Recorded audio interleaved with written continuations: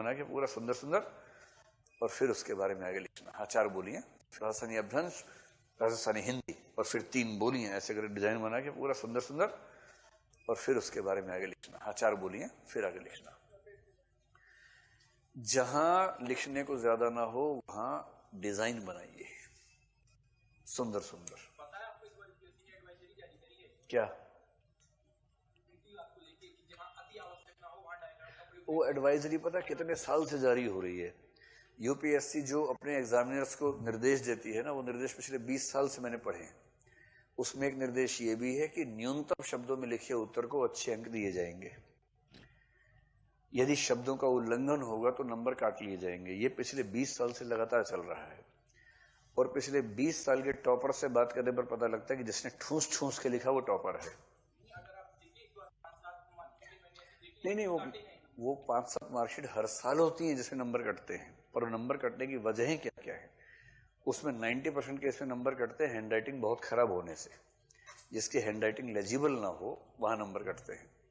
एक आध केस में ऐसा हुआ कि जिसने अंग्रेजी के शब्दों का बहुत ज्यादा प्रयोग किया हिंदी माध्यम में, वहां नंबर कटे।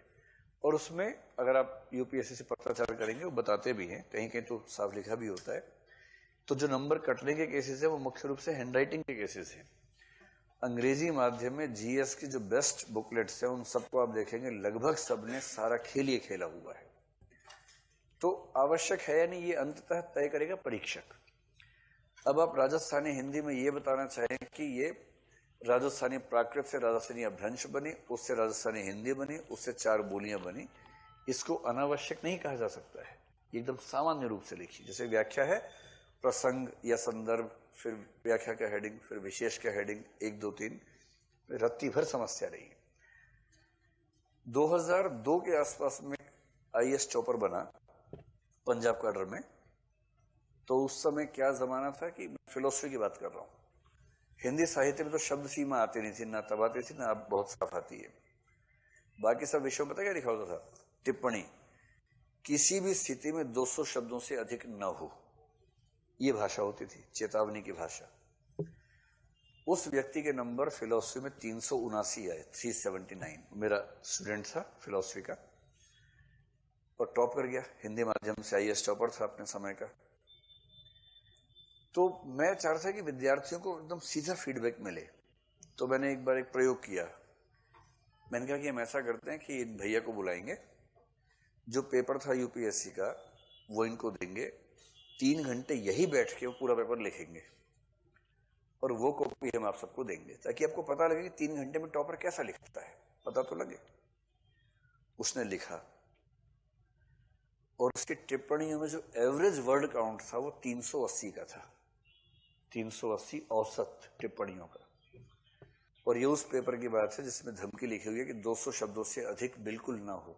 ये तो यूपीएससी क्या कहती है, क्या नियम बनाती है, और उसके बाद एग्जामिनर तक पहुंचते उस नियम का कैसे हलवा बन जाता है, वो भी अपने आप एक समस्या है। तो ये आपको देखना है। लेकिन जहां जहां स्कोप बने कि बिना परीक्षक को तनाव दिए आप बात को डायग्रामेटिक तरीके से रख सकते हैं। मेरी सलाह तो स्पष्ट सलाह है कि जितना प्रेजेंटेशन अच्छी रखेंगे उतना फायदा होगा। और ये मेरा शुद्ध रूप से अनुभव। इस बार का टॉपर रवि सिंह, उससे पूछिए, उसने भी ये कहा कि छोड़ा नहीं कुछ भी, अंत तक भर के आ गया हूं। और पिछले 3-4 साल के टॉपर्स जो हैं, जैसे कौन कौन लोग थे, गंगा सिंह था, या उससे पहले कौन लड़का था, राजस्थान से था, निशान नहीं, राजस्थान से एक लड़का था, गंगा सिंह से पहले था ना प्रेम सिंह डेलू। उन सबसे पूछा क्या किया, तो एक ही सूत्र, जितनी जगह है सारी भर के आनी है, छोड़ना नहीं है। और परीक्षक पर ठीक ठाक दबाव इस बात का रहता है कि जिस व्यक्ति ने इतना सारा लिखा है, अंततः कॉपी चेकिंग एक मनोवैज्ञानिक खेल है, वो तार्किक खेल बिल्कुल नहीं है। कोई नियमावली पढ़ के कॉपी चेक करता नहीं है आपकी, सिर्फ कहने की बातें हैं। अंततः जो व्यक्ति 30 साल से यूनिवर्सिटी में कॉपी चेक कर रहा है, आप उसको नियम समझाएंगे, वो नियम देख के कॉपी चेक करेगा, बहुत बड़ी गलतफहमी है। वो खुद को 30 बार कहां समझता है और उसको पता है कि सारे नियम मुझे पता है पहले से, आप मत दिखाई भाव, मुझे पता है नियम क्या होता है। अंततः कॉपी चेक होगी मनोविज्ञान से, और यदि आपने उस व्यक्ति के मनोविज्ञान को ठीक से पकड़ लिया तो दिक्कत नहीं है। ऐसी ऐसी कॉपीज को जीएस में अंग्रेजी माध्यम में 125 नंबर मिले, पूरी कॉपी में एक वाक्य पूरा नहीं लिखा हुआ है, आधे आधे वाक्य डायग्राम, आधा वाक्य diagram, point point point, bullet point, ये पॉइंट, वाक्य ही नहीं लिखे हैं, और तब 120 125 नंबर आ गए हैं। और यहां लिख लिख के मर जाते हैं हिंदी माध्यम में, तो 80 90 95 के ऊपर नहीं पहुंच पाते हैं। तो मैं तो आपको सलाह दे रहा हूं, एक जैसे जो प्रदीप द्विवेदी है, उसने जो व्याख्याएं लिखी उसमें सबसे महत्वपूर्ण बात क्या साबित हुई फाइनली, कि पूरे वाक्य के बजाय बुलेट पॉइंट्स में विशेषताएं लिखी, काम खत्म, कम से कम पॉइंट्स कन्वे हो गए। तो मेरी सलाह यही है कि पॉइंट्स कन्वे कर देना बहुत जरूरी है, और हर जगह पूरे वाक्य को बनाने की जरूरत नहीं है, और जहां जहां प्रेजेंटेशन ठीक से आप कर सके वहां कीजिए। ठीक है। तो मेरा पहला सवाल यह कि अगर आपसे प्रश्न पूछते हैं राजस्थानी हिंदी